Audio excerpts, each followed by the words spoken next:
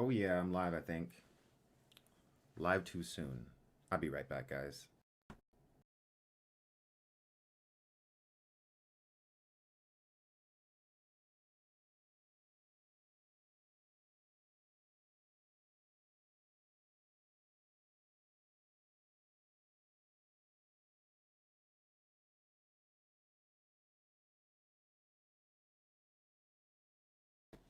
Hello, hello, hello. How's it going, people? How's it going? So just let me know once people start to get in here. There's always like lag. If my audio is good and the sound is good, that you can hear me and see me. How's it going, everybody? It's been a while since I've done a live stream. I know, but I thought that I'd come on here and maybe like do like a Q&A about like whatever, and also talk about the new book that's coming out. Volume is low. Gonna try and up the mic. So how's the mic sound? Turning it up here. Thank you so much. That's great. And anybody that wants to check out the new book, you can click the link in the description. Do you still have your dog? I have two dogs. Absolutely. Two dogs. So how's it going, everybody? How's it going? It's great to see everybody. I hope everyone's checked out the new video from this morning about the lie behind the star.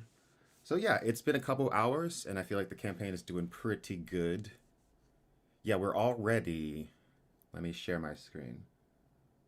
We are already 66% of the way of our funding goal. So yeah. Is it like a novel or a graphic novel? It's a graphic novel, so like a comic book, but like a dense comic book, you know? It's like, so this is like the hardcover, right? So this is the hardcover book, and it's big, right? I should probably go get it like a regular size comic to show you how big it is. This is an A4 size comic book, so this is a large comic, nice and big, so you can really see like all of the art very well. And yeah, link in the description. Check it out. We are shipping worldwide as well. Yeah, we're already 66% done, which is like really, really awesome. So I'm just gonna go through and show you guys some of the stuff, show you some of the perks and whatnot. So yeah, so I wanted the story to be like easily accessible. So like that's why the ebook is only $10. So $10 for the ebook. Anybody can read it. It's not like burning a hole in your pocket or anything, or like extremely expensive.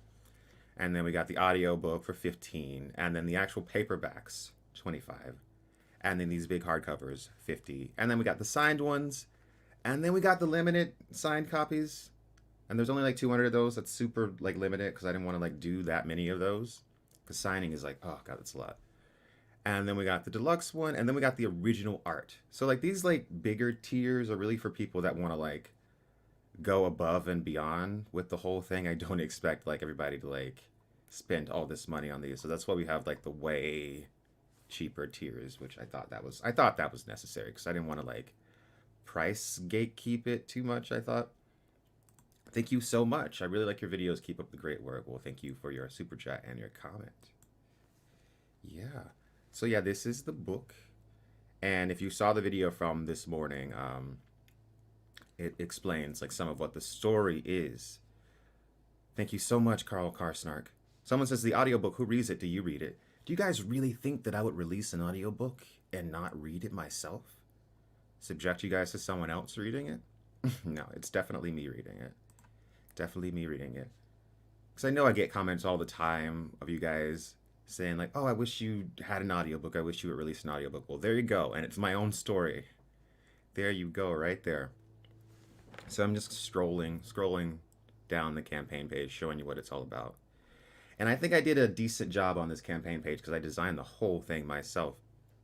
And here are deluxe bookmarks that come with the deluxe and above that have the signature and stuff like that. So we got some really nice bookmarks happening. How long have I been working on it? This project is going on 2 years in the making. So basically, right after Tadia, my last graphic novel shipped, we started working on this one. And it was already being conceptualized before then. So it's been, yeah, it's been a while working on this and working on the narrative and getting it out and available.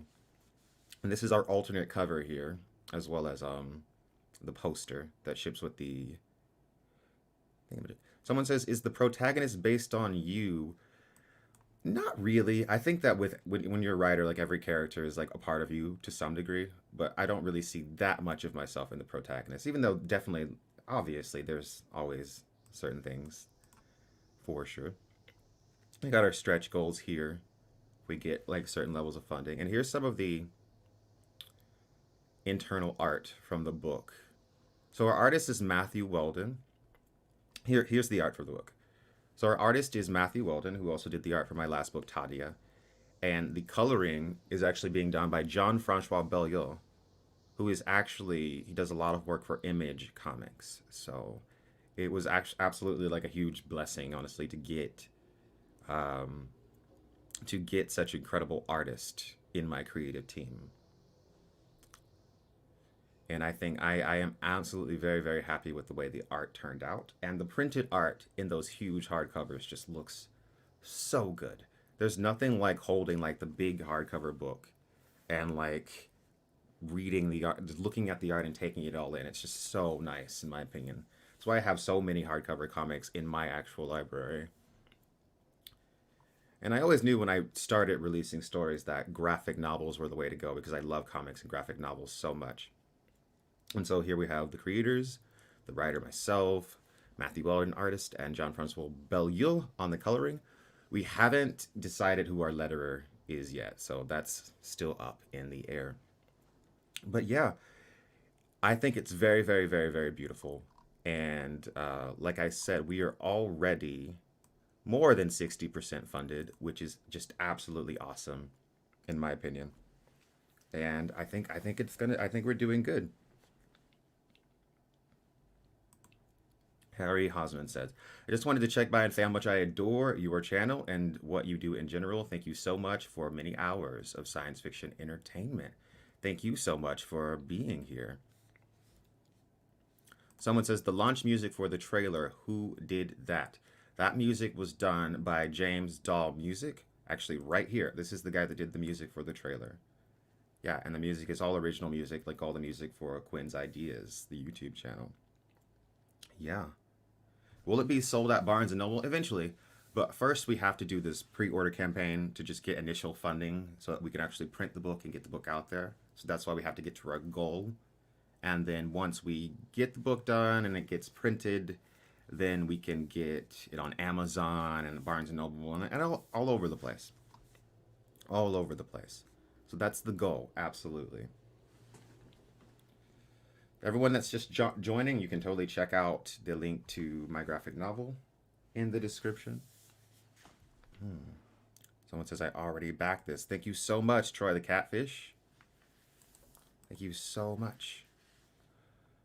Yeah.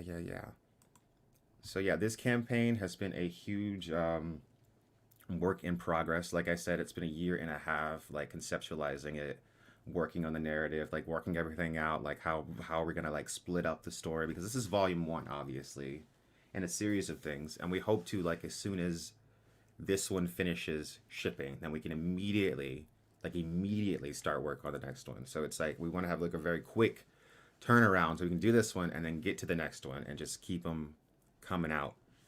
But that only happens if we get to the funding goal and if you guys help me out with your support, because the thing about Indiegogo is that it's like it's crowdfunding, so it's like it's all of us doing it together. It's like not just me, so I need you. Yeah. So, and I think it's turning out pretty good. Yeah, we're getting some more. We're 67% funded right now, so that's really, really good. Really good. Someone says, are you a fan of the organic technology, of the trope of organic technology in science fiction? I actually am a fan of the trope of organic technology, and that's one of the tropes that I am playing with in this book. All right, so I'll just play like a little bit of this, I think. My original promo. I'm just going to play it. The silence of the vacuum. I don't know if you guys can hear that. And empty. That's probably going to end up being like a echoey mess if I play that, honestly. That's probably going to echo like out of like insanely. Yeah, so let's not do that. You can click on the link if you want to watch that. It's like a little trailer that I made that gives like the vibe of the book, and I'm just talking about like the concepts that I'm exploring. And also the video that I put up this morning goes in more depth about the background of the story and the background to the narrative and all that thing and all of that stuff. But what I can do is read what I've written on the campaign page. Thank you so much, Doug Nicholas says he just ordered it as the $25 one as a gift to his son. Wishing you the best and continued success. Thank you so much, and thanks to everyone that supports. I'm so happy to be here. I'm so happy to be releasing this book, and we're really getting it done. Organic tech, yes, Windrunner. So I'm gonna go ahead and read the description that's written here for the inside the story. So if you have not seen the video from this morning, then you can get a little hint as what it's all about. So, in the distant future, where an advanced African civilization has harnessed the power of biotechnology, a mystical tale unfolds. Eons ago, their ancestors stumbled upon magnificent bioluminescent caverns deep beneath the Earth's surface. Within these caverns lay a discovery that would change their destiny forever, a species of mushrooms that reacted to a signal from the cosmos, known as the Camorra. As generations passed, the people of this civilization delved into the mysteries of the Camorra, and through their profound connection with these mushrooms, they unlocked the ability to hear and interpret the data transmitted by this enigmatic signal from the stars. With this newfound knowledge, they constructed an awe-inspiring city entirely composed of fungal matter, shaping their homes, tools, and technology from living organisms. So absolutely, I love the concept of biological technology, and I think that mushrooms in general are just very, very, very interesting organisms that we don't even fully understand. So that was definitely an idea and a concept that I wanted to explore for sure. And the idea of a fungal network that's connected and communicating with itself, I think it's really interesting. All right, so continuing. Their journey didn't stop there. Over time, their biotechnological prowess reached such heights that they could grow a spaceship from living matter. That's where it gets really interesting. This remarkable achievement marked a turning point for their society, for they were now capable of exploring the universe beyond Earth. They began to train and nurture the young individuals who possess the extraordinary gift of hearing the Camorra's data. So this is the idea and the concept that I thought of, basically. So I'm sure some of you have heard of the idea of like stoned ape hypothesis. This is this idea that psychedelic mushrooms were like key in expanding the early human mind. I don't know how true it is. It's more fiction than I think actual science, but it's a cool concept, right? And so I wanted to implement that idea here with these mushrooms, where you have these villagers taking these mushrooms, and over time, it's changing their brain chemistry and tuning them in to be able to hear something that most people can't hear. So it's like one of my favorite Dune quotes that I mention all the time is, "What senses do we lack that we cannot hear and see a hidden world all around us?" Paraphrasing, of course. So that's kind of the idea that I'm playing with here, is that there are things all around us that we don't have the senses for. And so that's the basic idea. Okay. They begin to train and nurture young individuals who possess the extraordinary gift of hearing the Camorra's data. Ultimately, they selected 9 exceptional young people for a mission that would send them into the vast unknown with a singular purpose: to find the Camorra. So in their society, the Camorra has transcended mere science. It had taken on a mythological and religious significance. The quest to locate this celestial entity represented not only a technological endeavor, but also a profound spiritual journey. These 9 individuals, chosen for their unique abilities, set out to search for the Camorra, embarking on a voyage that will test the limits of their faith, their scientific knowledge, and their understanding of the universe. So yeah, so this story is really playing on, what we don't know about the universe. Because when I read science fiction, that's what I find the most interesting. What's going on, David Lightbringer? How's it going? Yeah, so someone says, when does this come out? So we're hoping to get all of the books shipped out by the placeholder date that's on the campaign is October 24th. But we're hoping to get everything out way before then. But we have to set the placeholder date kind of far in the future, so that if anything goes wrong, then we have the time to fix any problems that might arise. But yeah, that is the placeholder date. And like I said, we are 67% funded. We're actually, oh, since the live stream started, we're 71% funded. So thank you guys so much for backing the campaign. We are almost there. I know we can do this together.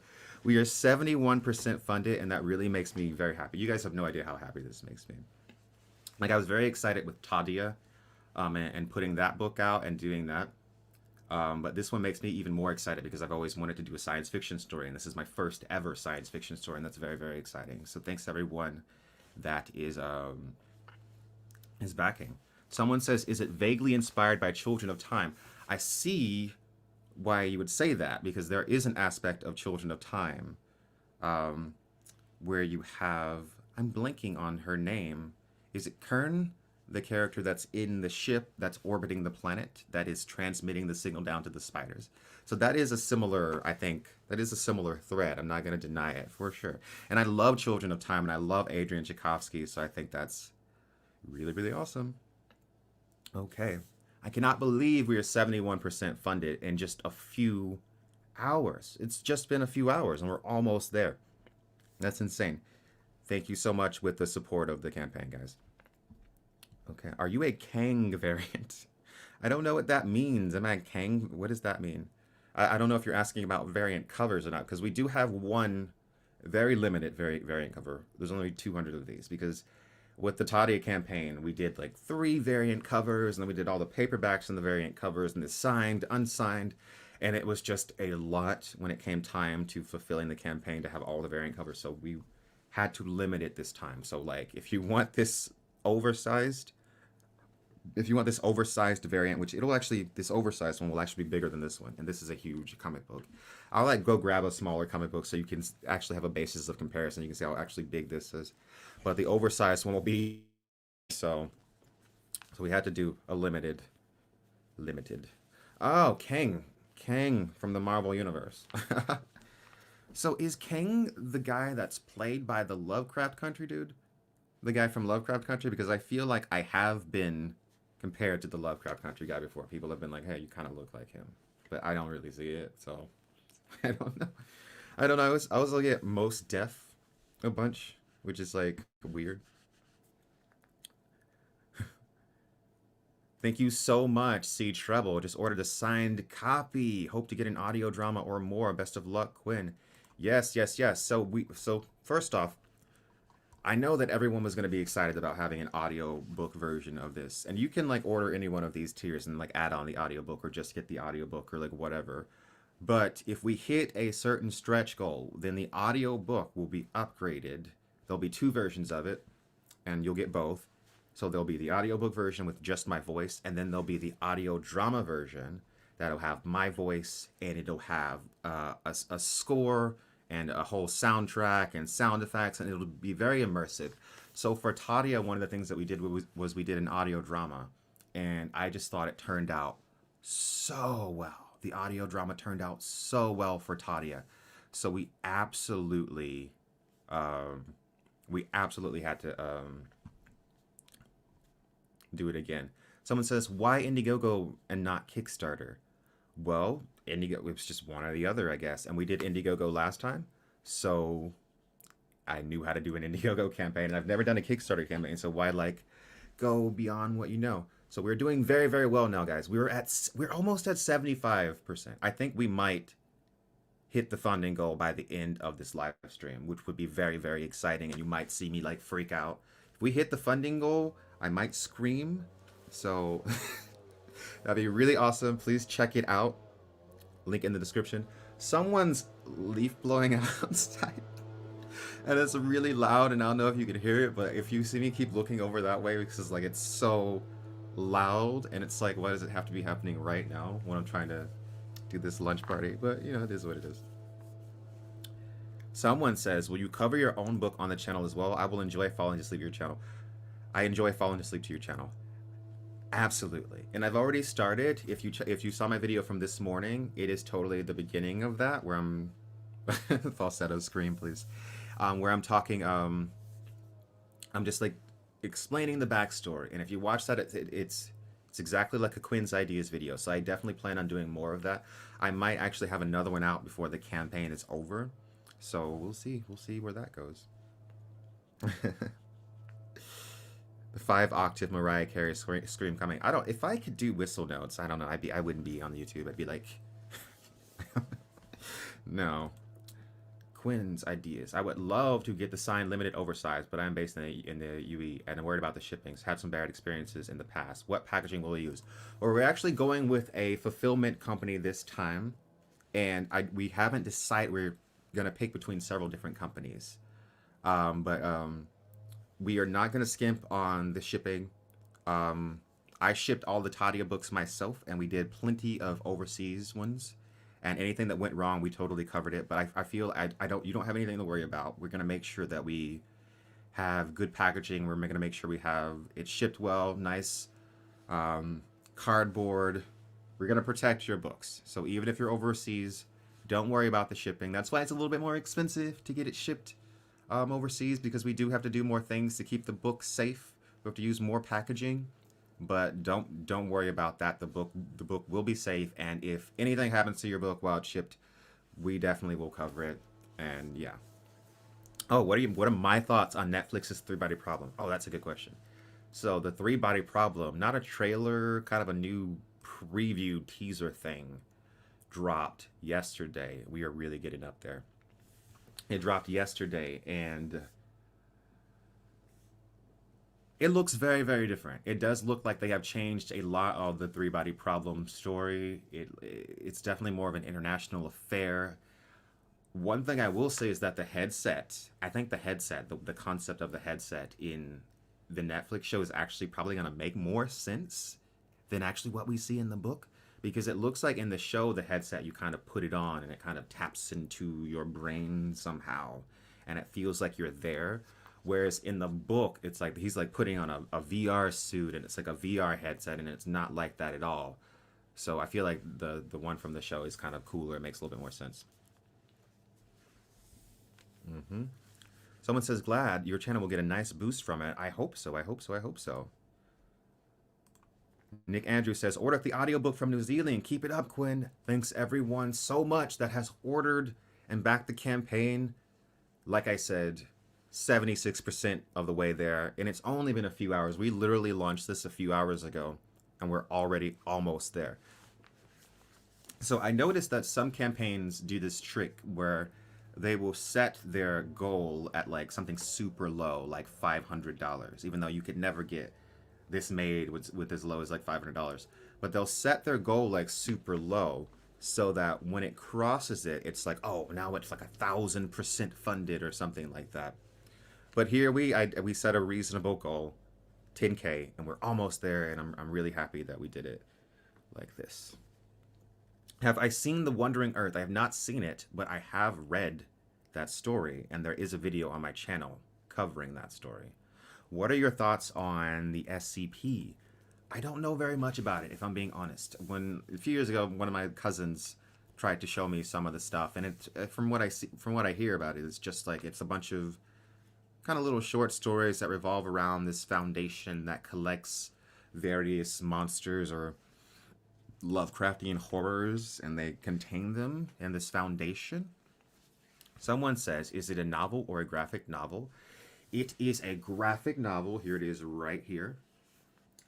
Nice, nice. This is the hardcover version. And I'm just like absolutely, can you guys see that? I'm like in love with this art.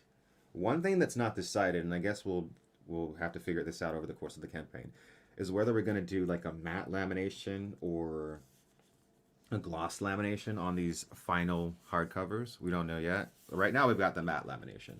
And I think the matte lamination looks really, really good. And of course the cover like wraps around to the bottom, to the back, I mean. So continuous, showing all the characters. And that'll be even more seamless on the final print of the book.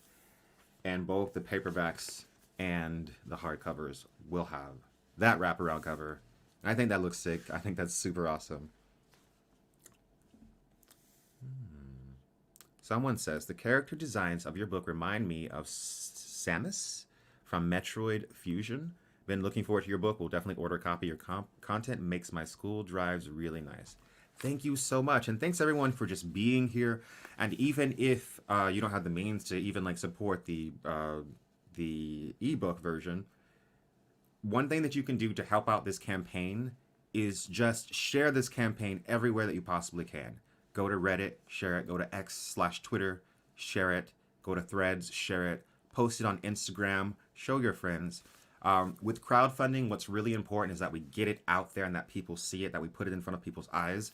So if you like the channel and you want to see the channel continue to do better, let's get this thing shared. Get this thing shared. Like, so even if you can't afford to actually get the book, you can still help out by sharing it.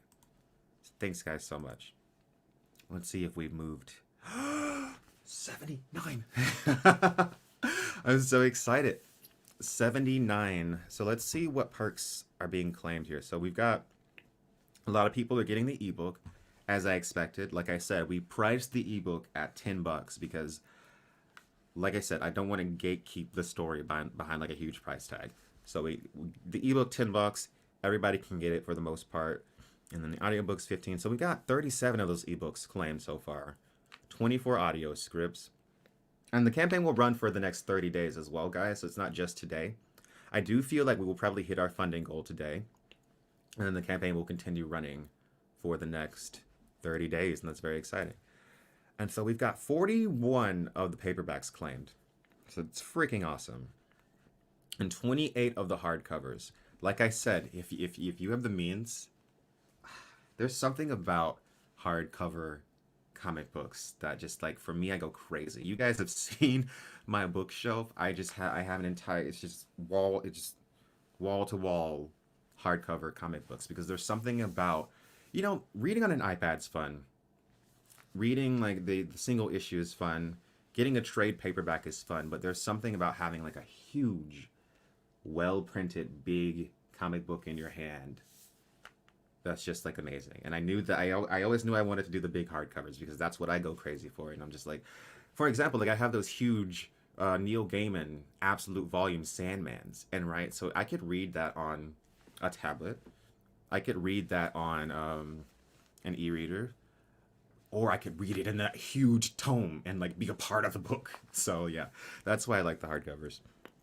And then of course we got the signed ones, so we've gotten 20 of those, and then the signed oversized. So these are super limited. We've got 13 of those out of here.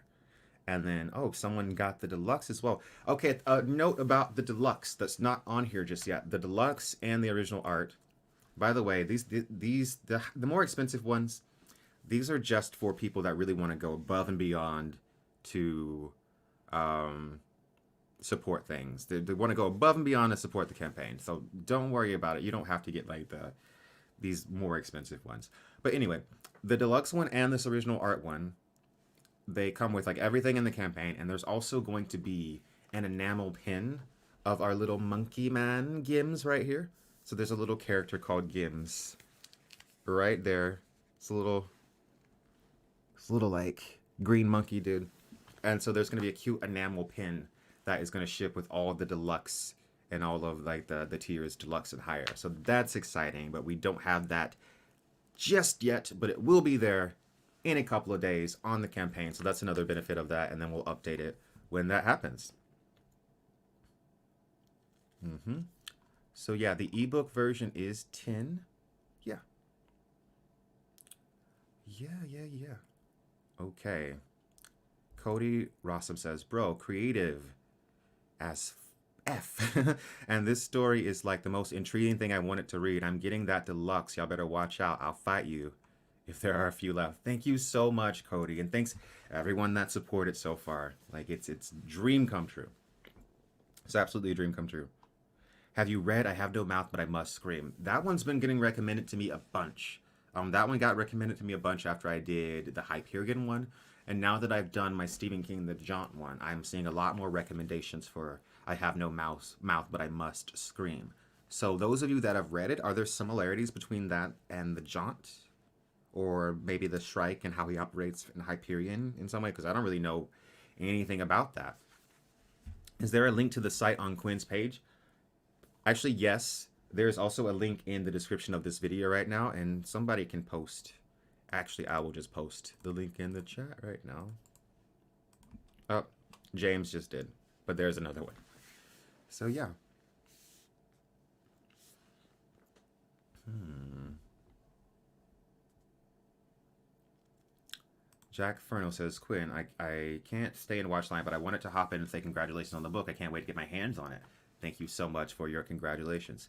Let's see. I'm going to refresh it again. Let's see if it hit 8,000 yet.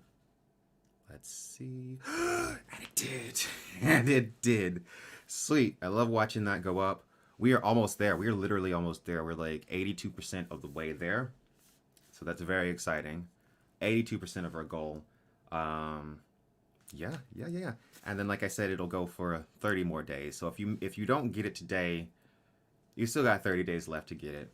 We just launched not a couple hours ago, but about, I don't know, this morning, a few hours ago. So I feel like we're doing well to be so early, and we're almost at our goal, and that's freaking sweet. Someone says, no mouth must scream is quite different. Basically, transhumanism till you drop. Interesting. So transhumanism is always an interesting concept, and it's something that I've thought about too.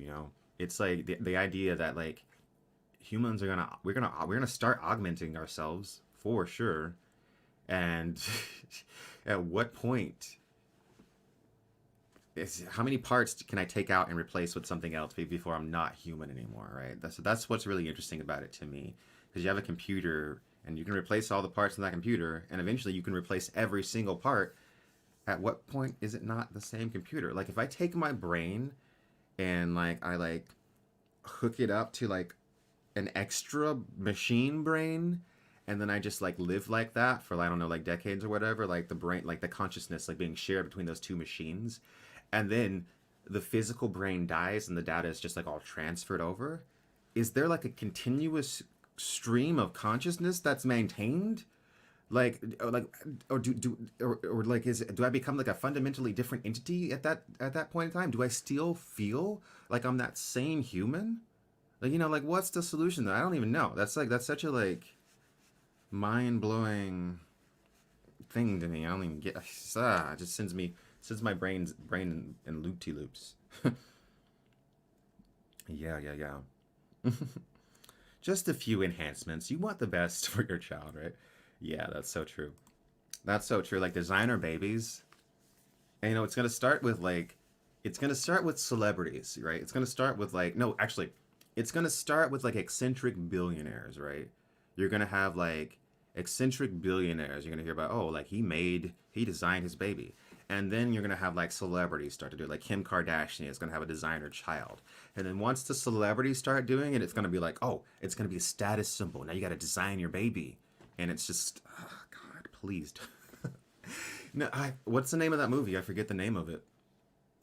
Or I think it's Uma Thurman and the guy whose name I'm blanking on now, where it's like up, that's it, Gattaca.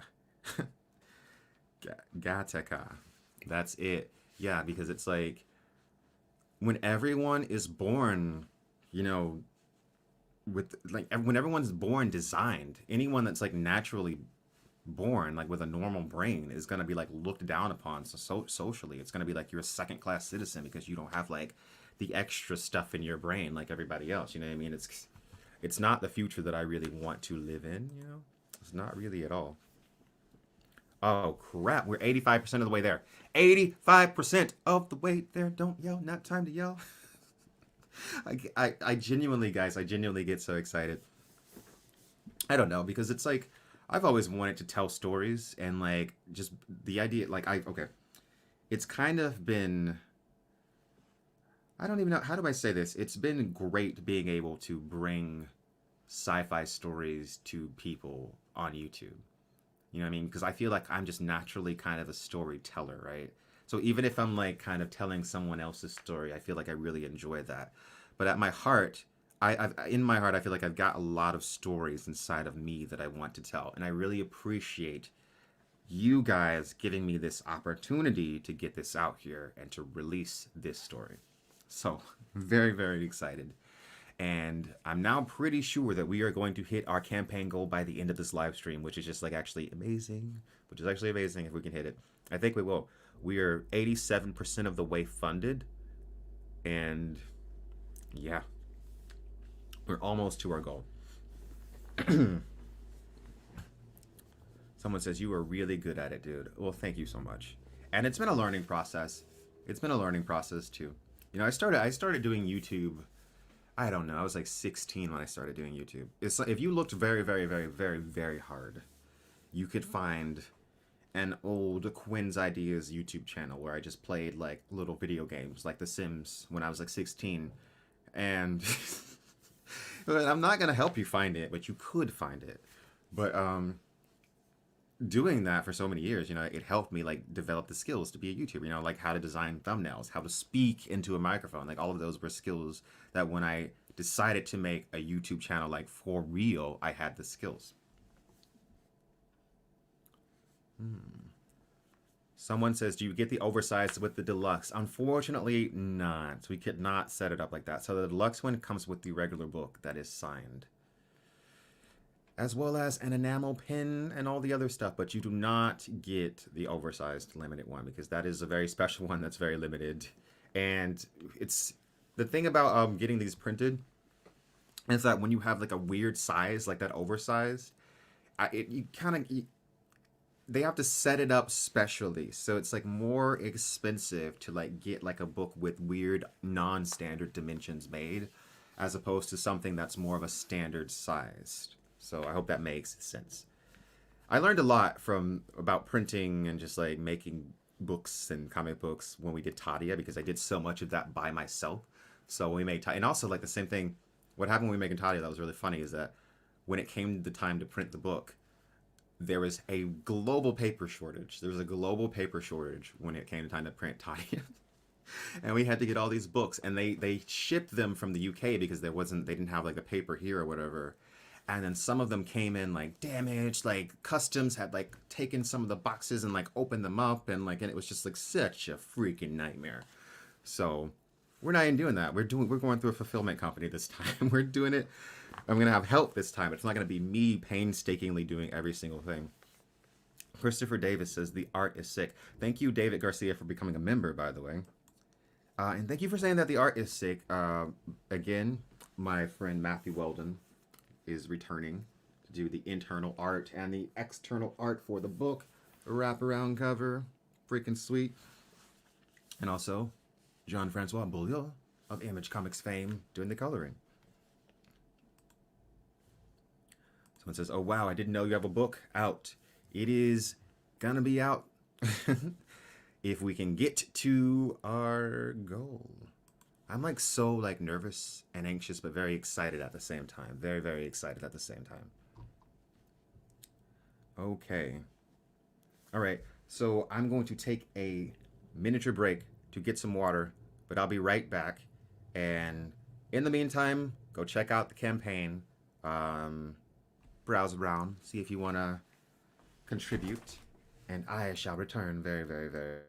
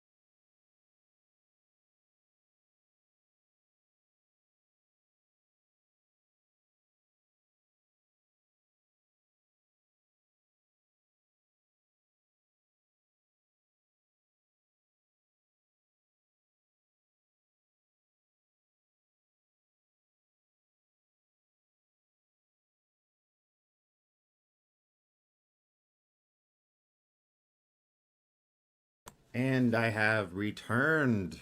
I have returned. So I just wanted to grab some things because I told you I was going to give you like a basis of comparison. So this is like a normal trade paperback comic. And honestly, that gloss lamination looks really good. We might go with the gloss lamination on my book ultimately, right? And this is like a hardcover.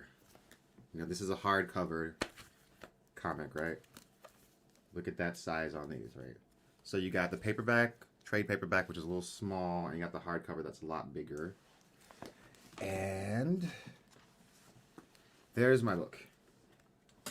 So it's yeah, it's definitely bigger,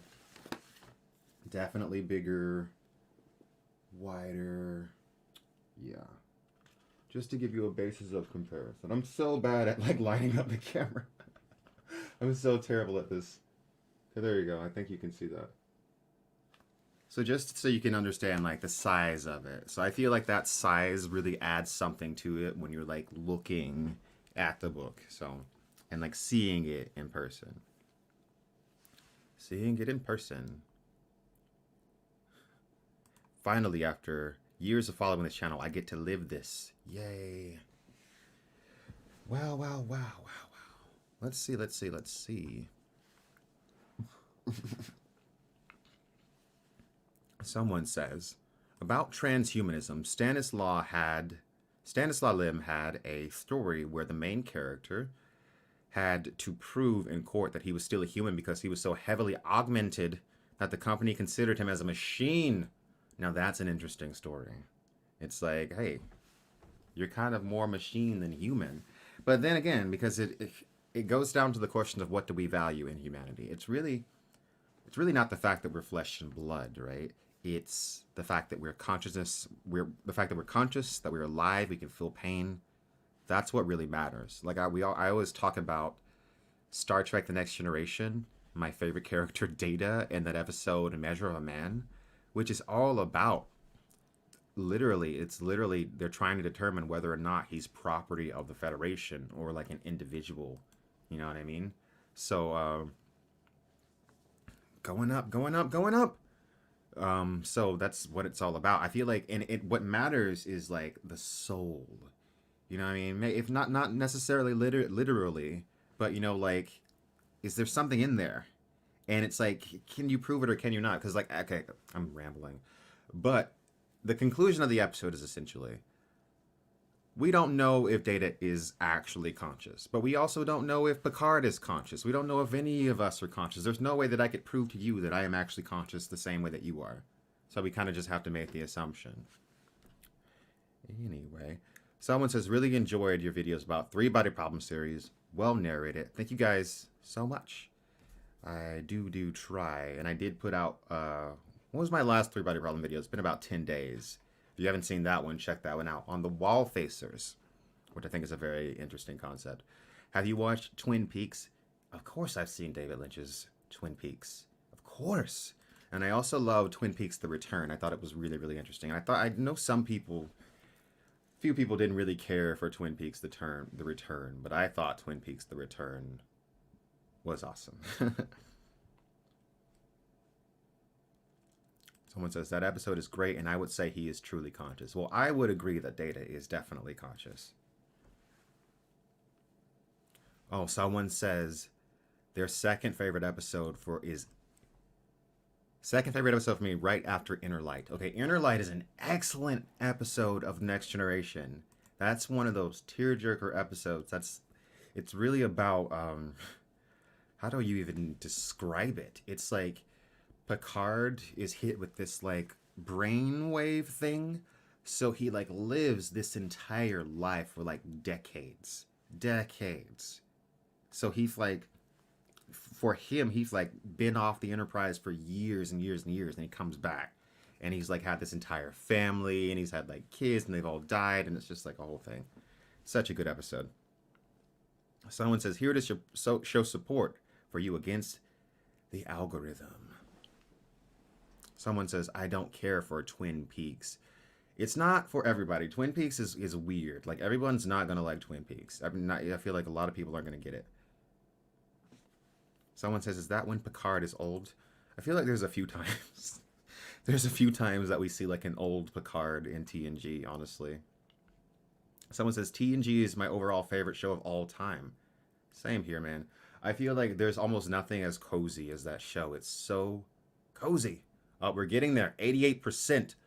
We're literally so close to hitting the funding goal, guys. This is like incredible. We're literally so close to hitting the funding goal, and I could not be more excited. Could not be more excited. It's all thanks to you guys. It's all thanks to you guys.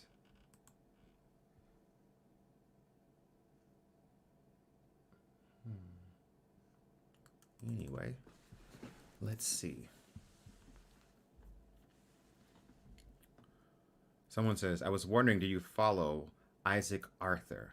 By the way, thank you for finally really getting me into sci-fi books. Currently, well on my way through Foundation, Three Body is next. Well, Isaac Arthur, I can't say that I watch his videos, but I do know who he is. And he makes really good content. And I know that he's given me a shout out before, so that's very, very, very nice. And he's more, he's more covering the concepts, whereas I'm more focused on like narrative, you know what I mean? But definitely a great channel for anybody that loves science fiction or sci-fi concepts for sure.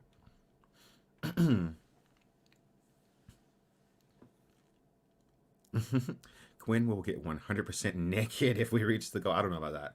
I don't know about that. But I will be very, very excited. We just hit 9,000. We just hit 9,000. We're 90% of the way funded. 90% of the way funded. 90% of the way funded. And that's very, very, very, very, very, very exciting. We're almost funded. All right, can't be singing right now. I had my quite parched. Actually, it's really funny that I meant to go get water, but I didn't. That's the ADHD brain. No, I'm this is real ADHD right here. I know a lot of people are like, oh, I'm ADHD, but this is real ADHD, and I probably need to be taking some pills. To be honest. No, because okay, look, I got diagnosed with ADHD as a kid. All right, and so I was on pills as a kid, but it's I didn't have the choice. So I feel like because I didn't have the choice, I hated it. I hated the way they made me feel. So when I became an adult, I was like, screw this. And I feel like I've been making it for the most part, but it's a struggle. I'm very happy today. I'm very excited. I can't believe that we are 90% of our goal already. That is very, very exciting. Yeah, it's very, very exciting. Can I ask a controversial question? Well, I mean, go ahead. Go ahead, I guess. Let's see how controversial it gets, though. Let me see. It depends on what it is, to be honest. Go ahead, IA. Yeah, ask her a controversial question. I'm looking. Look, honestly, if it depends on what it is. If it's too controversial, I might not be able to answer it. So let's see. Go right ahead while I'm paying attention. Someone says, we are excited for you. I'm just excited. Someone says, feeling nervous now. Someone says, there are 0 clinical indicators for ADHD. No blood test, no gene, no anatomical, no abnormality, no, just nothing, just saying, mind over matter. See, Carl Karsneck, I don't necessarily agree. It's a mental thing. It's definitely... I definitely think there's a difference between an ADHD brain and a regular human brain. And I get the mind over matter thing. And to me, and to a certain degree, that is definitely true. Because I feel, like I said, I haven't been medicated for ADHD in a really long time. And I feel like I've been making it. So to a certain degree, it is the mind over matter thing. But I think certain people do have ADHD that's a little bit more... where you might need a little bit more, might need a little bit more. I don't know. I feel like I don't need it as much as some people, so I'm doing fine, I think. And I like being wacky. Wacky. Guys, we're almost there. 199 backers, 92% of the way there. You guys are doing it. I am so freaking excited. I'm so freaking excited. Yeah, check it out. Wraparound cover. We are 92% of the way funded. Freaking awesome. And then if we can hit some of those stretch goals, we can make the book even more awesome. Yeah, get this hardcover. And actually, if you're seeing this, this is the mock-up book. So the actual book is going to be a bit thicker than this. So it's going to be a bit thicker than this. So yeah. The thing about it is you've got... I can show you some of the pages. Like, we don't have, like, the lettering done yet. So it's still a work in progress. But this art... just that full page art is just... you can't beat it. You can't beat holding a book in your hand and having a full page of art in your face. There's nothing more immersive, in my opinion. But you can also get the ebook, and I really appreciate everyone that gets the ebook too, because that's freaking awesome. That's why it's there. Let's see. So yeah, we've got people claiming everything. Wow. Okay, awesome, awesome, awesome. I did not see this, but it looks like someone has actually claimed an original art. So that is freaking awesome. That is absolutely incredible. Thank you so much. So we got our first original art being claimed. So this tier comes with, this is the most expensive tier, obviously. It comes with, actually, I'll be right back so I can show you. I'll be right back.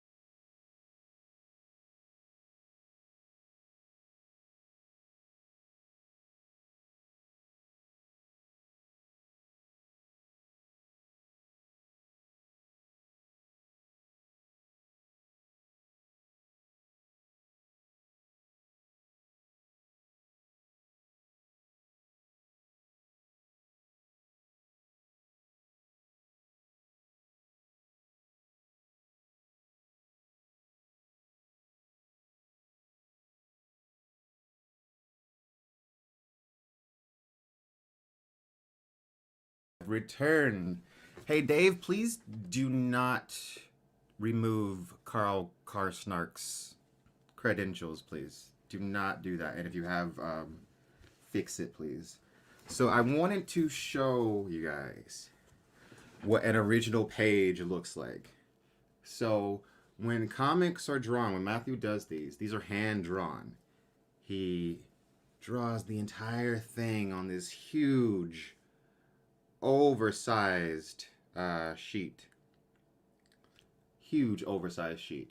And so yeah. And then we like put them in these big things so it's nice and protected. So if you want, and it's got his name on it and it's got the date. So this is one of the Toddy ones actually. So if anybody is super, super interested in backing this and getting an original art page, it is available. I know it's like crazy expensive. These are the ones that are just for like people that really, really want to go like above and beyond to support the campaign. Really want to go crazy with it.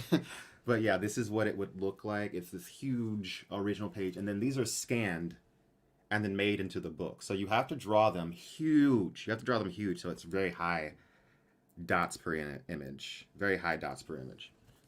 Anyway. There we go. There we go. There we go. So that's that. I wanted to show that off for you guys. But yeah, thank you to whoever got the original art page. That's freaking awesome. I'll have to look into who actually did that later. And it looks like another person got the deluxe, which is...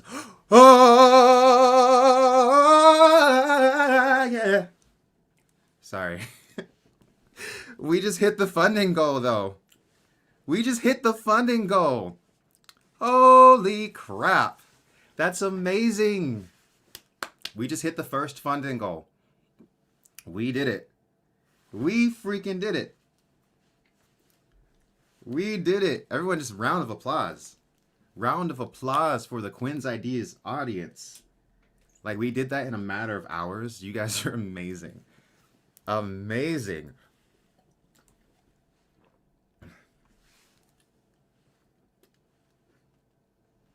You guys are freaking amazing. Oh my goodness. I can't believe we've done it. We've done it.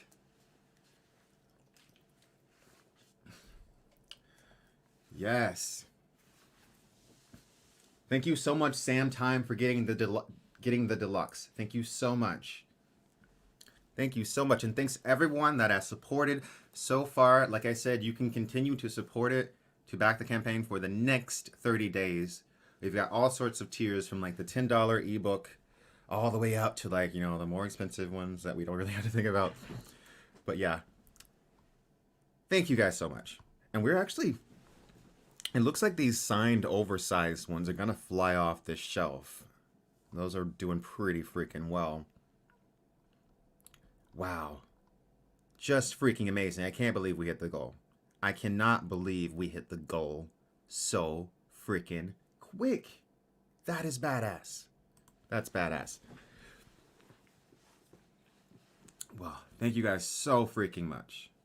Someone says, oh, Hub Tansky. Why are you asking me this? You know what the answer to this is. All right. Everyone look on the screen and look at Hub Tansky's question. Who knows the answer to this? Someone should. I feel like you guys should know what my answer to this question is. What is my favorite optimistic vision of the future? I feel like you should know what the answer to this question is. I feel like I've said it enough. And there we go. There you go. Someone said it. Someone said it. You gotta know that when it comes to optimism in future stories, it's Warhammer 40K. No, not Warhammer 40K. It's obviously Star Trek because Gene Roddenberry just like envisioned a future that was like so perfect and just like beyond scarcity, and we're really living for humanity and for ourselves. And I feel like Star Trek, that's as optimistic as you're gonna get, especially once you get to the next generation level. I don't know what's going on with the newer Star Trek shows, but Next Generation is very, very, very optimistic with how it views humanity and our capabilities. And I know, look, here's the thing too. I know that the three-body problem is very existential. It freaks people out, but the three-body problem also has that final book, Death's End, ends on an optimistic note, I would say. It ends optimistically. So yeah. So I think Star Trek, and then also Death's End, because it basically says, we're gonna make it. I feel like the ultimate ending to Death's End says, we're gonna make it. It's gonna be difficult. It's gonna be hard, but we leave a mark on the universe that is undeniable. Someone said Trek died in 2005. Honestly, Steve Marvin, I'm not the biggest fan of Enterprise. For me, Star Trek kind of died with Voyager. Then again, I will say, Strange New Worlds has my attention. Star Trek Strange New Worlds has my attention for sure. But it'll always be TNG.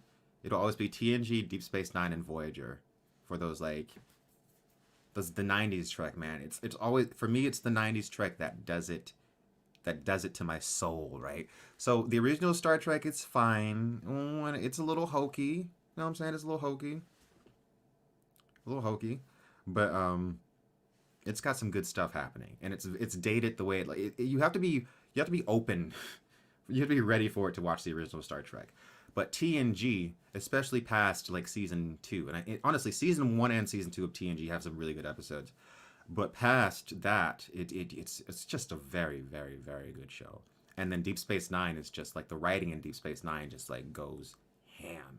And then Voyager definitely has its growing pains, but when you get to like season 4 of Voyager, bam, good show. Good show. Firefly is one that I actually need to do. So okay, our it looks like we're continuing to rise. So we're gonna stream for maybe another hour, and we're gonna see where we can get to in the next hour, because we've hit the goal, and I honestly should be working on the Photoshop thing so I can fix this.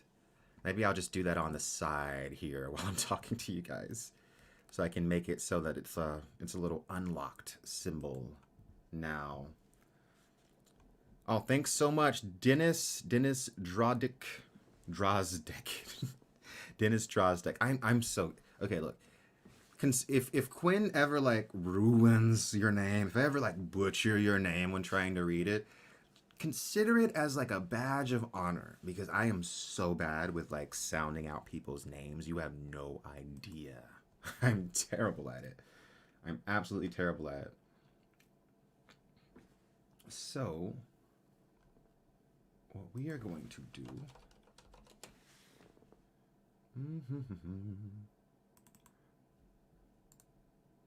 Open with Photoshop. Photoshop was one of those skills that, like, when I learned how to use Photoshop, it wasn't like, oh, I'm gonna use this to like make a YouTube channel. It was like literally for fun. But now that I have like a YouTube channel, like Photoshop is like the single most useful skill that I have. Who did the art? The art was done by my good friend Matthew Weldon. He has a bunch of other books that he's done. Punchline is one of them. And he did all of the internal art for the book. This is actually one of the original pages that he did for my other book, Tadia. He did all the internal art. And the coloring is done by Jean-Francois Beaulieu, who has done a bunch of books for Image Comics. He's actually, I'm just going to be honest with you guys. Jean-Francois, we almost did not get him. We almost did not get Jean-Francois because he's so busy. Like he's got books that are, he's got some huge books that he's doing like for Image and stuff. So he's very busy, but he took the time. He read the story, he read the script, and he took the time to set time. He how am I supposed to say? He set time aside out of his busy schedule after reading the script to do our book, and that just makes me so happy that he's done our books. Yeah, so I just really love it. I love the fact that he thought my book was good enough that he's setting time aside for stuff that he's doing for Image to do it. So that makes me very happy. So yeah, we gotta I've got to edit that stretch goal, but I'll do that after the stream probably because I've got to go in and fix the file and whatnot. Anyway, we're still rising, guys. You guys are incredible, and if we could hit the next stretch, what's the next stretch goal? Let me look. So the next stretch goal, and like I said, we've got 30 days to hit some of these goals, right? So yeah, the next one is 20K, but we're not even going to think about that right now because I'm so excited that we are now over 100% funded. We can make the book. Period. It's gonna go out no matter what at this point. We have the money to make the book, so that is awesome. And you couldn't ask for more. You couldn't ask for more than getting things out there and getting things in people's hands. Someone says 2 billion. That would be freaking amazing. But like I said, I'm gonna say again, even if you don't have the means to back the campaign, that is absolutely fine. I love you for being here. But one thing that you can do to support the campaign is like literally be annoying as possible. Share this. Share it everywhere. I don't care how annoying it is. Respond to people on Twitter with the link to it. Just be like, hey, share it. Share it on Instagram. Put it on Threads. Wherever you're going, share it. Share. And that is how we get these things done. That is how we made my last book, Tadia, a success. It's crowdfunding. It's a big part of me and like being out here and being like, hey, and having it all like put together. But it's a huge part of it is the audience sharing the book. So yeah. That's the bulk of it. So I'm just gonna take a look at the video.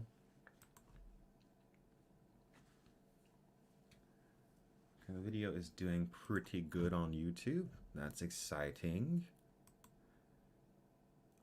Copy the link and share. Share it.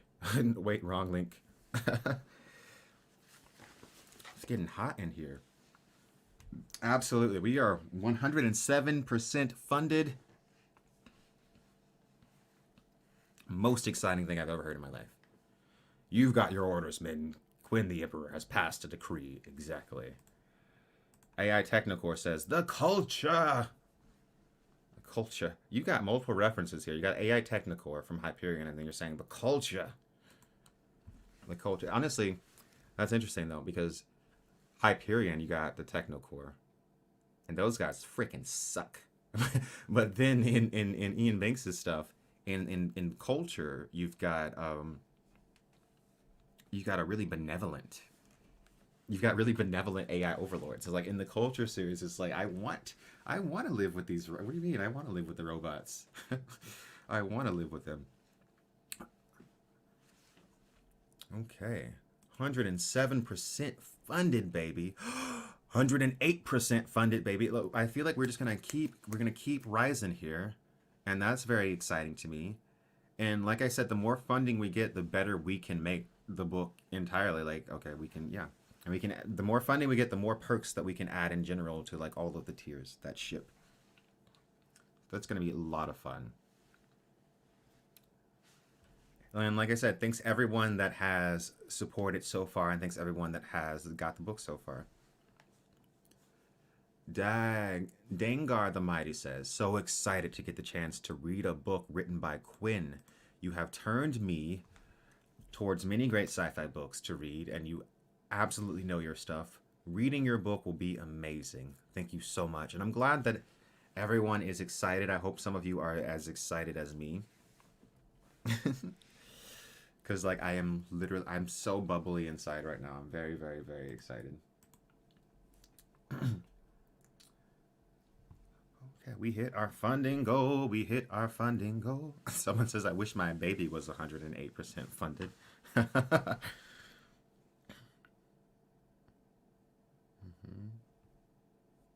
Mm-hmm. Okay. Someone says, actually, it would be funny seeing Lambos in space. Have there ever been a sci-fi story where people drove Lambos in space? I don't know. I mean, I don't know. Would Lamborghini still exist by the time we get to space? I don't know. Because I feel like when it comes to space travel, we've got to really figure out the logistics of it before we get to the luxury side of it. You know what I mean? We got to figure out how it like works, and then luxury is like second. You know, we're not going to start with luxurious space vehicles, right? We're gonna start with the very uncomfortable space vehicles, and then get some more luxurious over time. Quinn, did you watch Dark Matter 2015? It has the most intriguing android slash AI in it. I don't think so. No, I have not seen this. This is a show. Ah, no, I have not seen it. Have not seen it. Someone says, pretty sure car nostalgia would go a long time. Okay, this might piss people off, but here's my thing. Here's my real thing. I think that in the future, if we were in a really good place in the future, I don't really see I don't really see much of a benefit of people being able to drive their own cars.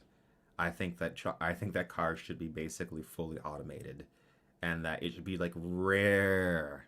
It should be like rare that a person is like steering the wheel with their hands and like using like their foot and gas pedals, because like most accidents are just human error. And so if cars were automated and cars could communicate with each other and cars were like accidents would basically be a thing of the past. You know what I mean? So many times when I'm driving on the highway, it's like the stupidity of some people causing accidents is just like so mind-blowing. I just think like if everything was just self-driving, we wouldn't have that problem. But then again, at the same time, I worry about things like, I don't know, like the government coming in and like stopping your car, or just like people like in control of the cars, like manipulating the system and like driving you off a cliff.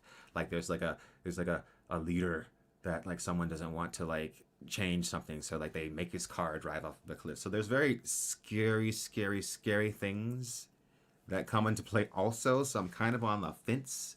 I kind of have like this dualism about it, and I'm kind of like back and forth. I don't know.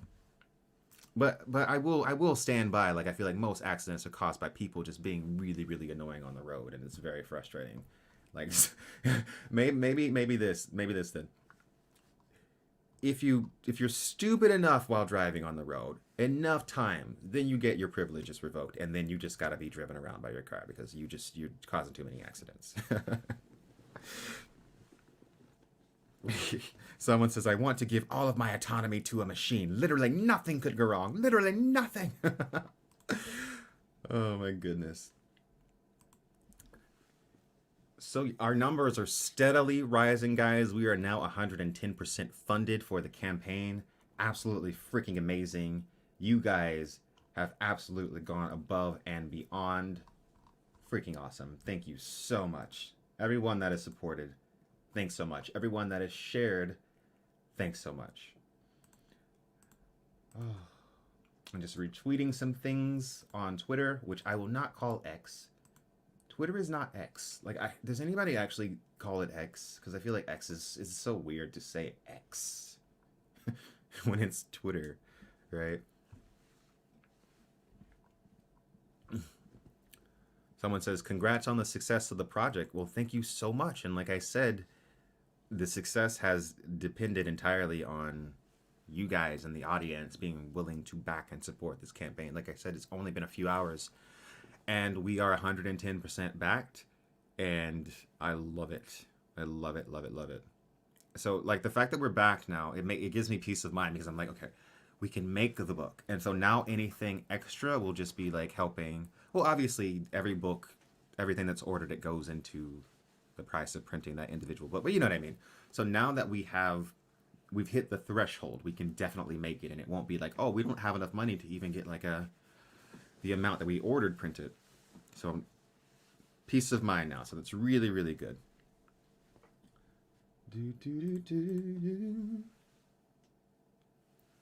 Okay.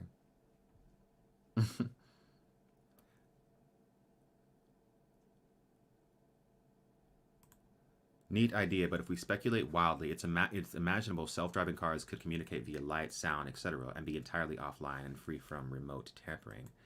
That is true also. I just don't know. Like, the thing is, just like I said, a side of my brain understands like the utility of like self-driving cars and stuff like that. But then the other side of my brain is like, once we gave ourselves over to machines in the hope that would set us free, but that only permitted other machines to enslave us. You know, that Dune quote. Because it's like, I don't want to be enslaved by other men that are in control of the machines, right? That's really the big fear, right?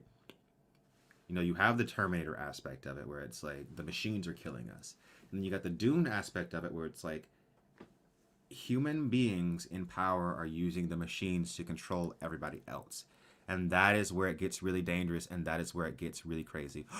What's up, AK? Oh, it's been a while. What's going on? Thank you so much, AK, by the way. And AK, you also backed Tadia, which is super awesome. You've been here for a long time. Thank you so much.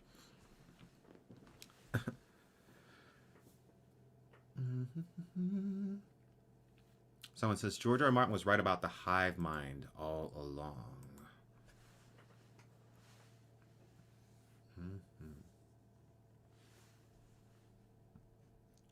Let's see. Someone says, man, I remember when you were just a very good Song of Ice and Fire channel, and now look at you. So proud of my boy. Well, thank you so much. It's been a long time since I started. The Song of Ice and Fire days. That was something, wasn't it? I don't even know why I named my channel Ideas of Ice and Fire. It was like super random name. It was like, I'm making the page, gotta name it something. This is the name. And I'm gonna be honest, I never really cared for the name that much. But once it became the thing, it was the thing, and I was Ideas of Ice and Fire. But it was limiting. That was obviously why the name change had to happen, because like the Ideas of Ice and Fire name is so limiting. So it just makes me like, I've got to talk about A Song of Ice and Fire because that's the name. So I'm ultimately glad that I changed it to Quinn's Ideas, and hopefully maybe next year at some point I can hit like 1 million subs. Don't jinx it, but if I can hit 1 million subs, what would be great about that is that my new play button, unlike that one back there, which says Ideas of Ice and Fire, my new one will say Quinn's Ideas. So that I think will be super awesome to have a play button that says Quinn's ideas on it. All right. Just gonna show off the book again so everyone can see it again. This, like I said, is the hardcover book, and it's absolutely beautiful. It's beautiful, and I'm just gonna show it again. So the regular books will be about this size. So this is the size of a trade paperback, right? That's a trade paperback.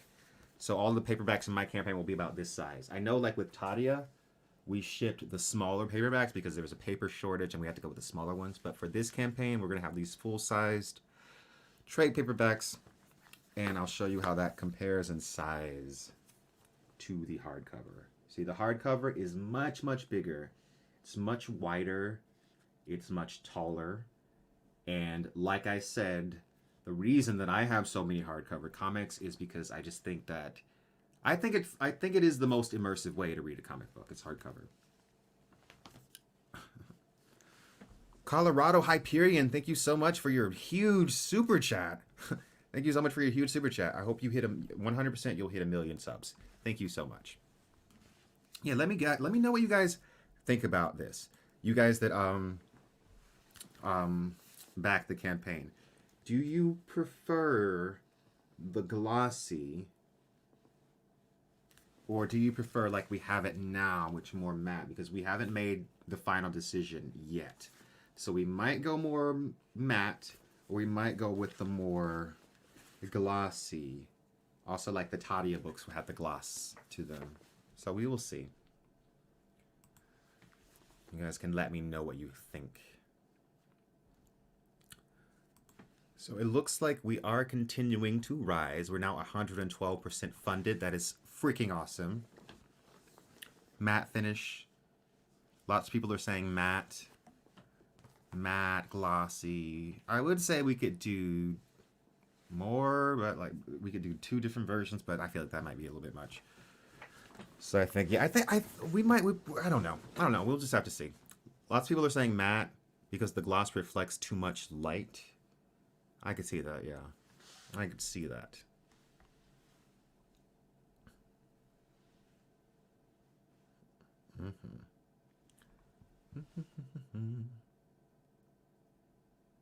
Someone says, I think you are already a great creator, Quinn. You're going to write some great stories in your time on Earth. Thank you so much. And thanks, everyone, for being so supportive and to getting us to this point where we can be 112% funded in just a few hours. That's really freaking awesome.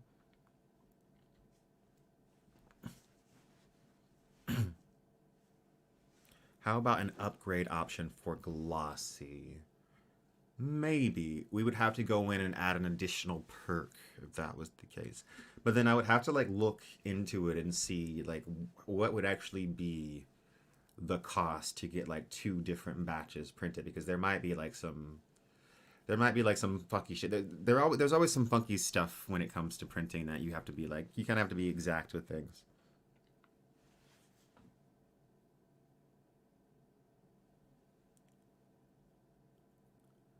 Someone says, I'm worried this book will give me an existential crisis.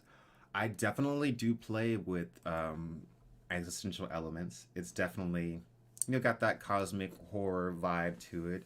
You guys know the things that I like. I love sci-fi that is that thinks about things, like philosophical sci-fi, like Dune. And like I said in my original video, I wanted to do a story about this kind of conflict between, science and reason and religion and faith, and how those 2 things meet and conflict and, resolve themselves. So, yeah. There's lots of ideas in here. Yeah. I'm trying not to spoil things too much, because I've given you guys mainly the backstory to things, but I've kept it kind of on the low what actually becomes of the 9, because so basically what we know is that they come from this civilization that has mastered biological technology, and that they are going off into outer space to find the Camorra, this signal that's been transmitting from distant regions in space, somewhere out there in space. So what they will find I don't know. I guess you guys will have to wait and see what they're going to find out there, what's actually there. Is it a goddess? Is it like an advanced civilization of beings? Is it something else? I guess you'll have to wait and see. And we are continuing to rise. It's getting a little hot. It's getting a little warm in here. So we're going to continue to stream for a little bit more. And I just wanted to say, I know I keep saying this, but like I can't thank you guys enough, everyone that has backed the campaign, because we are really, really doing it, and we're doing well.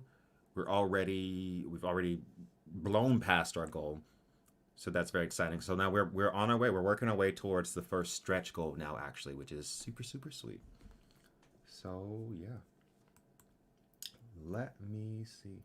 I keep seeing some stuff over here. Yeah.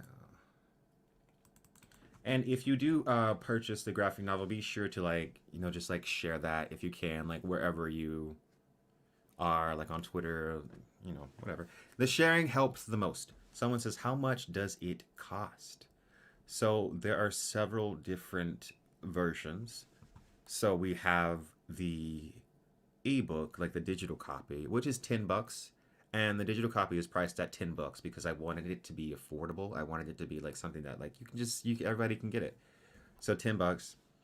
And then the audio book, which takes a little bit more work to get done.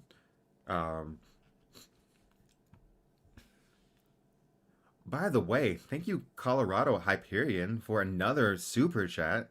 What other transformative works inspired you to create the lie behind the star in the sci-fi genre that you haven't covered yet? Everything that I've ever read has inspired this. Everything, well, definitely a lot of the work of Octavia Butler, Parable of the Sower. Like I read all of her stuff, so a lot of that is in there. Just basically everything. Definitely Hyperion, definitely Dune. I know I've covered all of this, but like I don't know, everything. I feel like when you come up with a story, when you're writing something, you take pieces from everything that you've ever read and everything that you've ever experienced, and it's all mixed together. So while I do have definitely direct influences, I there's no specific thing. Life is the inspiration, exactly, Steve Marvin. But thank you so much, Colorado Hyperion, for your super chat. Like, it's absolutely incredible. Incredible. Anyways, back to these prices. So we have, of course, the ebook, the audiobook, which is, of course, read by myself. I'm going to be reading that. And also, if we hit one of the stretch goals, we will have two versions of the audiobook. So you'll be getting two. And it'll be an audiobook with just my voice. And then there'll be an audio drama with my voice and sound effects and music, and it's all like scored and like lined up perfectly. We did one for Tadia, and it turned out very, very, very, very well. So yeah, the audiobook is $15, and then we got the actual paperback book, which is $25, and then this big old hardcover, big hardcover, $50. And then of course like the signed versions, and then of course the limited oversized hardcover, limited, and then the deluxe that comes with like all the things except for, it doesn't come with the limited thing, but it comes with all the other things. And then of course the original art, which comes with all the stuff plus an original art page that's gonna look something like this. So yeah, those are the tiers. Those are the tiers. Very, very, very, very exciting. It's quite exciting, if I do say so myself.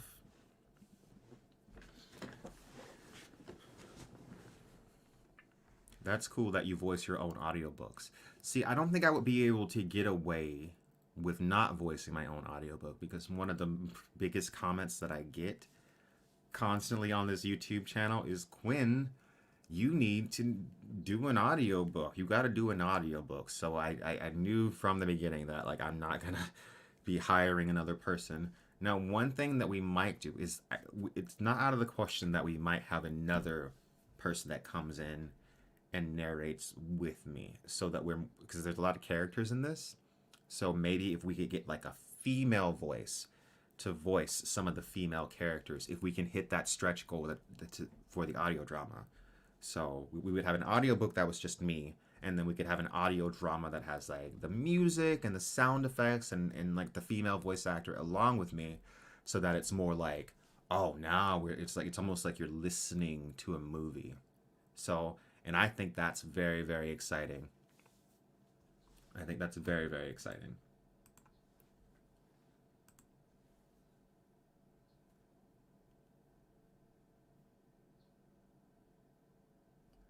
Hmm. Absolutely, AK. I will definitely check out what you sent me after this stream. Thank you so much for being here, by the way. Like, AK is always so supportive. Like, I love you. I love you, love you, love you. Someone says, agreed, your voice is like butter. Oh, you like my buttery voice?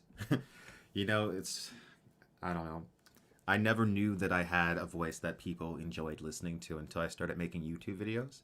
And so I'm really great. It's really awesome. Someone says, oh, come on, your female voice is awesome.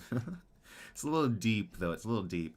Like, if we can, but we can find a really good vocalist, a really good someone that can really do a good narration, then that would be really, really awesome to have, I think, a companion to do some of those female characters. I think that could really, really bring it to life. And also, my audio editor is just like the best audio editor that you can ever, ever, ever hope for. That's James Dahl. He does all the music for Quinn's Ideas, like all of the sound cues, everything that you hear on Quinn's Ideas as far as like the music is concerned. That's my audio editor. Can you give us a character preview? Oh, that's a good. That's a good. That's good. Yeah, I should totally do that. So I'm gonna scroll down to where it has all of them. I should totally do that. So I'm gonna explain who everybody is. I'm gonna explain who everybody is. All right.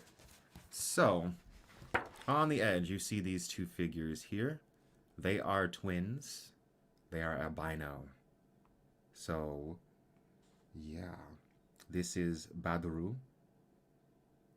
And this is Ime, right? Albino twins. In between the two of them is Jiha, who's actually like the leader of the expedition. But yeah. And then right behind them, right there, that is Bako. And then we have Omalara. She's kind of... Omalara is a little bit anxious. Omalara is kind of an interesting character. Can I zoom in? I will zoom in.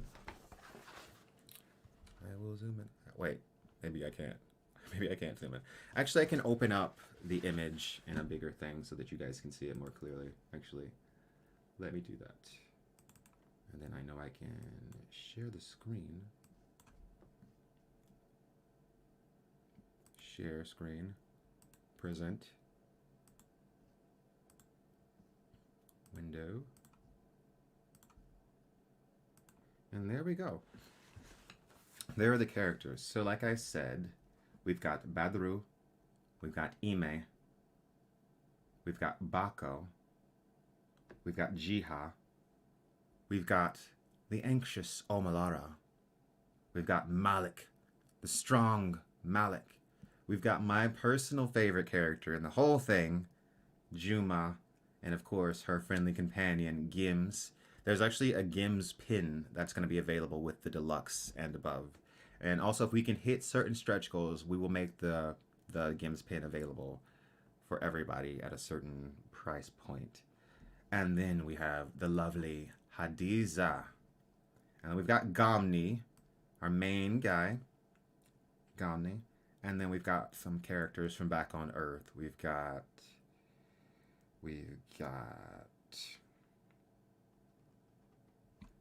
How am I blinking on my own character? We've got Siabunga and we've got Adne.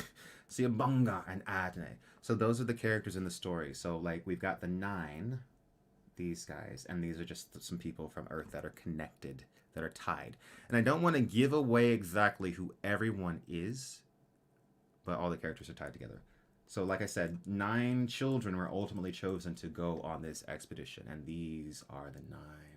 The 9 gifted with the ability to hear the Kimura very, very strongly. They can hear the signal in their ear. They're like, their brains over time have been transformed by the mushroom, by the fungus mycelium.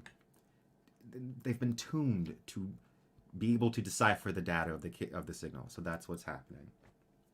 Yeah, so we got the albinos, we've got everybody else, we've got the earthlings, and yeah, and this is the main wraparound cover. So yeah, there we go with that one. So I'm just gonna go back to where I was. Oh,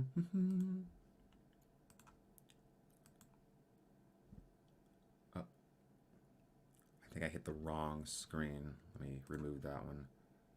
Present. Share screen. And there we go. Now we're back to sharing the screen. Let's see where we are now, by the way. Yeah, we're 113% funded. Freaking sweet.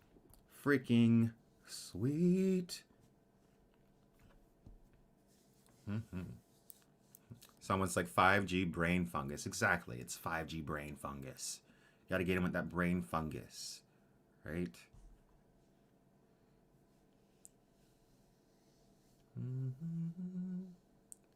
Very interesting looking cast. They are very interesting. I definitely tried to write some very interesting characters. So I'm excited for you guys to explore these characters and to get to know them. Because we're going to get the book out, so we hope we can get the second one out very, very quickly so we can continue the story.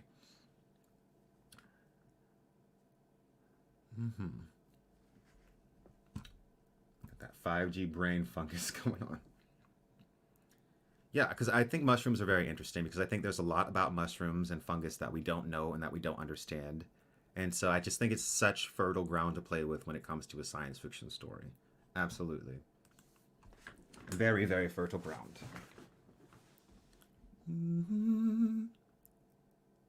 Someone says, I know this is early, but if this blows up and Netflix want to adapt your work into a live action show or movie, will you be offended if they race swap or gender swap characters?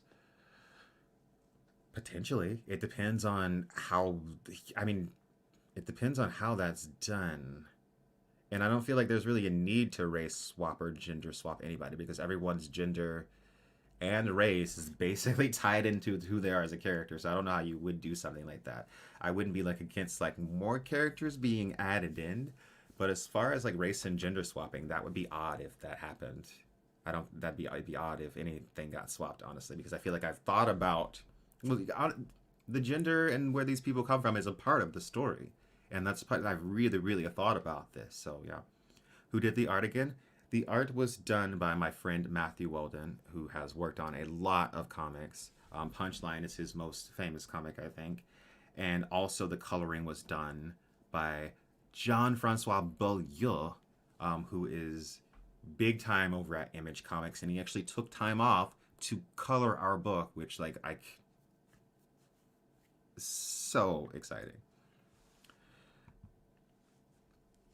Someone says, how long have I worked on this? We've been working on this project here for it's been a year and a half, almost 2 years. Why did it just do that? Oh, let me go back. This is so finicky. Share screen.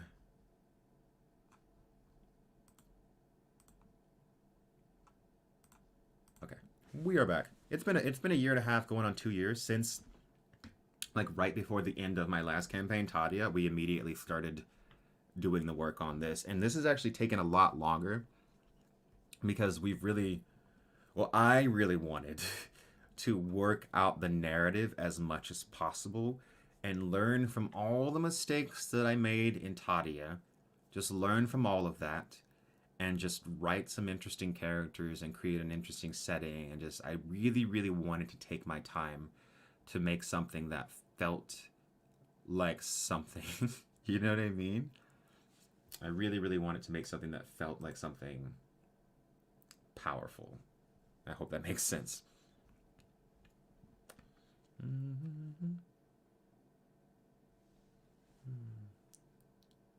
Someone says, bro, don't even tempt fate with that. You know, the thing is, like, it would, okay, if my campaign did, like, totally blow up, which who knows, whatever.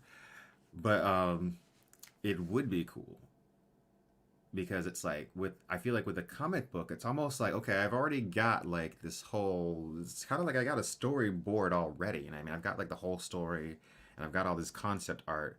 So really, if they did want this, it would be like okay, yeah, here, take it. You've already got like a huge starting point. You've already got all this concept art.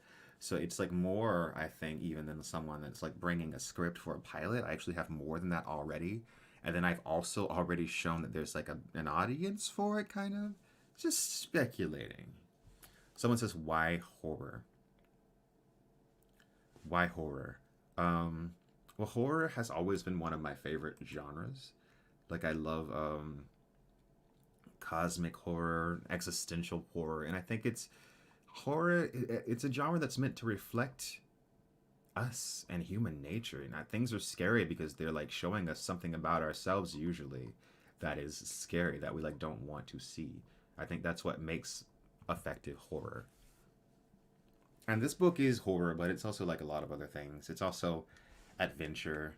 It's also drama. It's heavily sci-fi. And I would definitely it's cosmic horror. You know, it's not like contemporary horror. I would say it's cosmic horror. Mm, cosmic. Let's see where we're at now. Let's hit the refresh button. Yes, we have gotten new backers. We're now 115% of the way funded, which is just like explosion. Explosion in my mind. Someone says, what would you criticize about your own writing in this? Oh, that's kind of hard. You're asking me to criticize my own book. I don't really... I don't really know.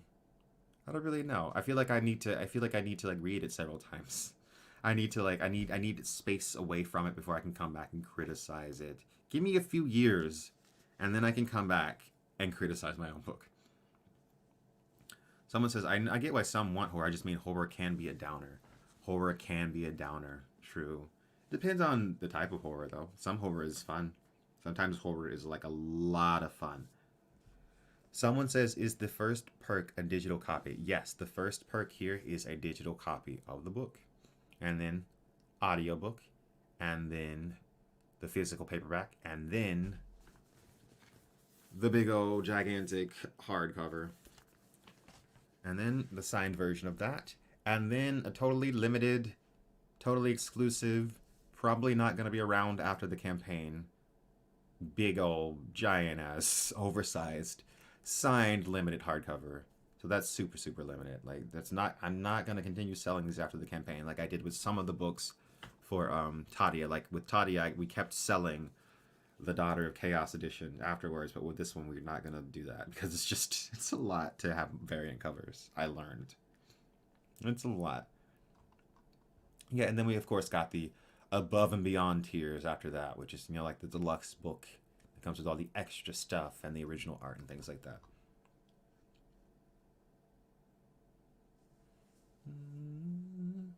What am I proudest of in the writing? Well, I'm really proud that I feel like I really opened myself up in this one and like took from like my life experience and took from things that I know, and I feel like I really like drew from I drew from strong experiences that I've had in life. You know what I mean? I really drew from like a lot of moments in my life that have like been very impactful. So I feel like I'm very proud that I was able to put enough of myself into this story and have it like, you know, mean something to me. If Kindle put an offer, will you put your book on Kindle Unlimited? I mean, if they did, I don't know if they would though. That'd be pretty impressive if they did.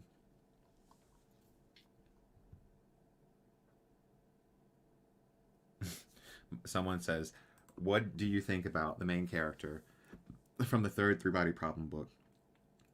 In my opinion, she spoils the great book because she was so stupid.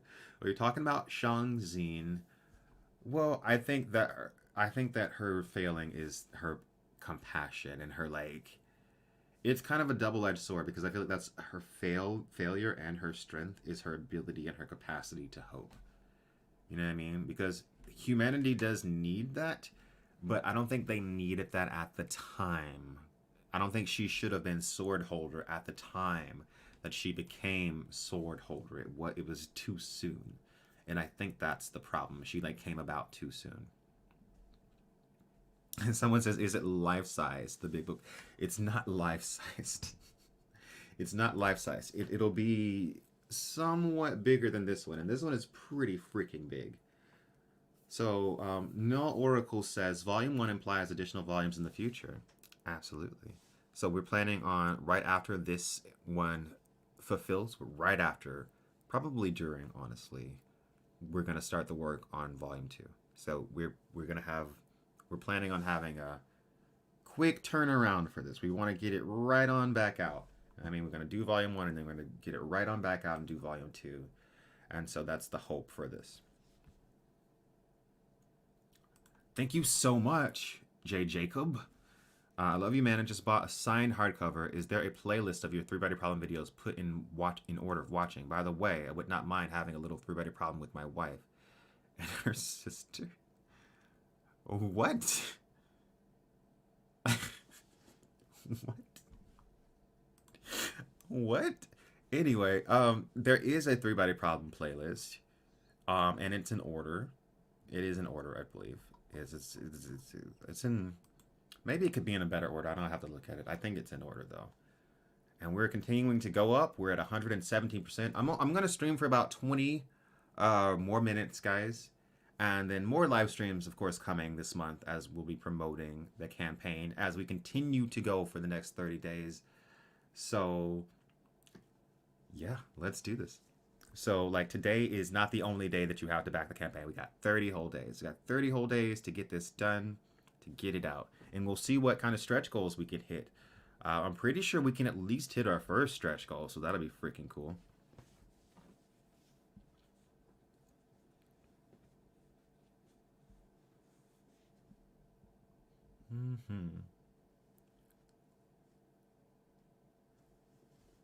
Someone says, any Bobbyverse fans among this crowd? That's some great stuff. Really, really funny stuff. Congratulations, Quinn. You must be stoked. I definitely am stoked. I am very, very excited for the future, and I'm very excited to get this campaign out and launch it. I'm super excited with all the support from everybody and the fact that you've gotten the campaign already to 117%. That's like freaking amazing. Freaking amazing. I never like screamed. Well, I kind of screamed. I don't need to scream.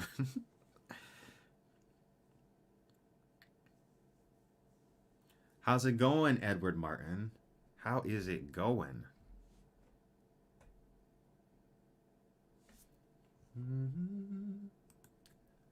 Sea to shine and see. Did you do the art, or was this a collab project? It is definitely a collab project between Matthew Weldon, who's my artist, and myself, who's the writer. So yeah, we worked on this project together. We've been working on it for about a year and a half, and it just launched this morning, like a few hours ago, and it's out here, and we're doing things with it. It's very exciting things, if I do say so myself.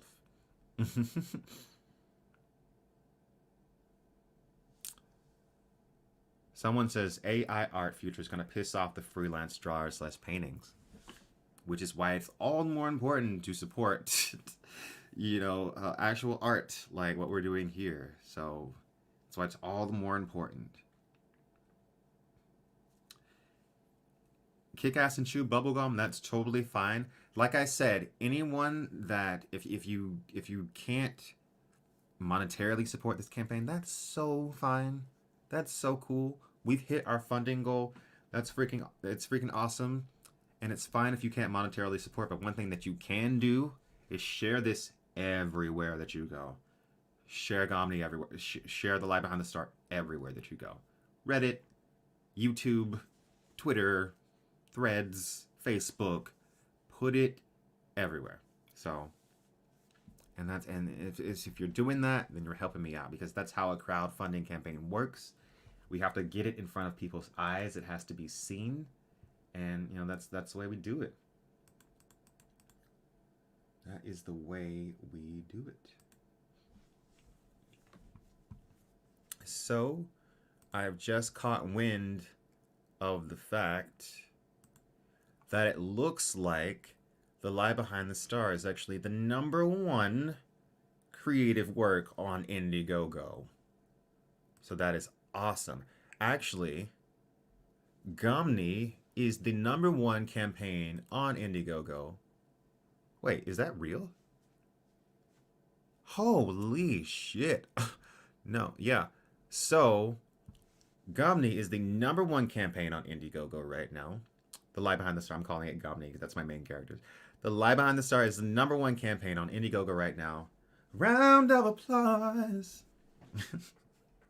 Oh yeah, that's all up to you. That's all because of you guys. Thank you guys so much for getting it here. That's why the first day is so important too.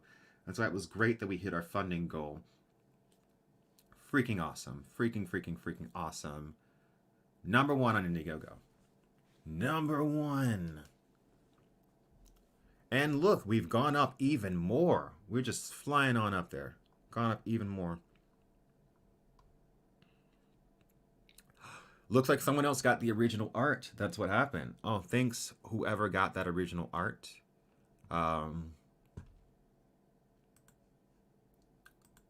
Thank you so much. Let me just...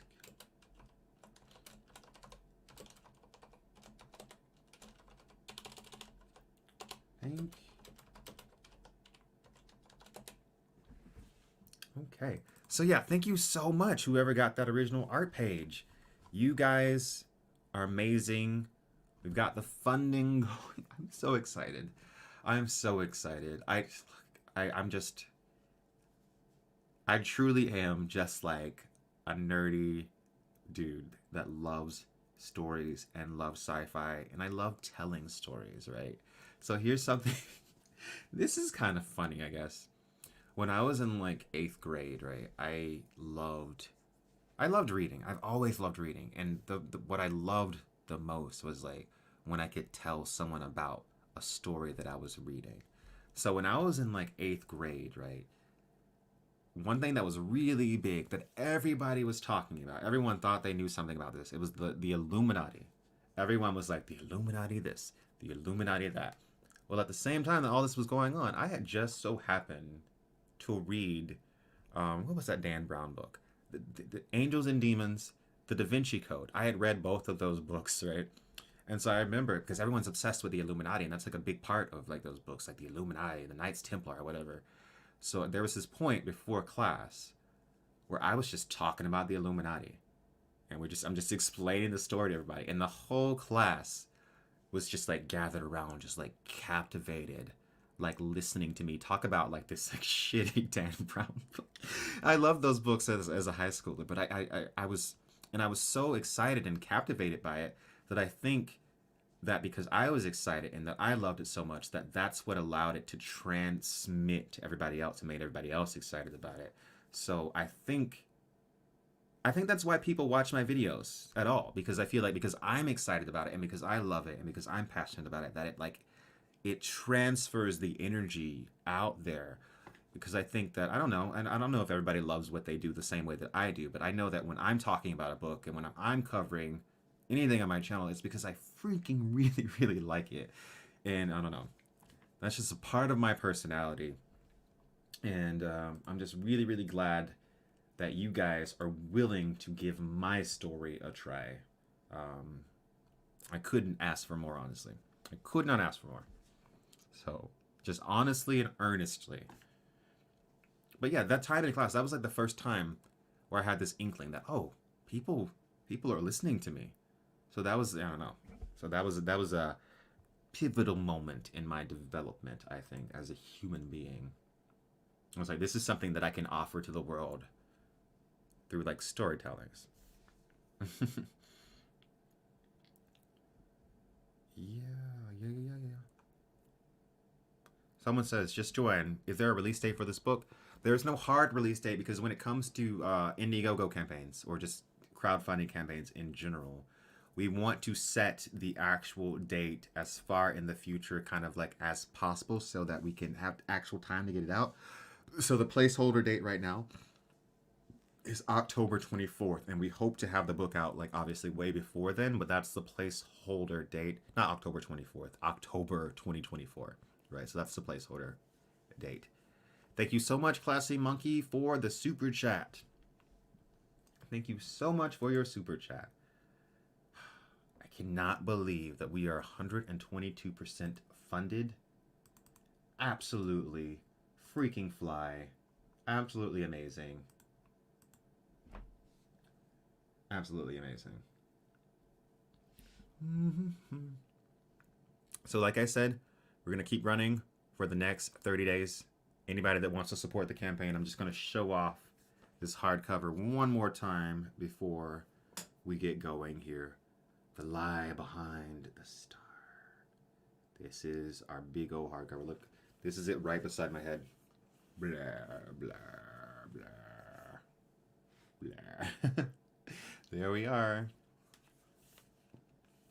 So, if you are at all interested, if you've ever been entertained by Quinn's ideas, get the digital version, get the paperback version, whatever you can do to help, please do so. Share the campaign, share the video that I put out this morning on the campaign, and thanks so much for watching and being here on the live stream, guys, and thank you so much for getting the campaign to 122% funded within a matter of hours. We absolutely blew through our first goal. It's more than I could have ever hoped for. Like, truly from the bottom of my heart. Like, thank you guys so much. And I think I'm going to get out of here. And yeah, we'll be here for the next 30 days streaming. Well, we won't be streaming for 30 days. Well, you get what I mean. You get what I mean. Anyway, thank you guys so much for sitting here with me and having a chat. Someone says, do you want Alt-Shift-X to make a video about your book? If Alt-Shift-X made a video about my book, I'm sure I'd sell a lot more copies. But thank you so much, guys. Peace out.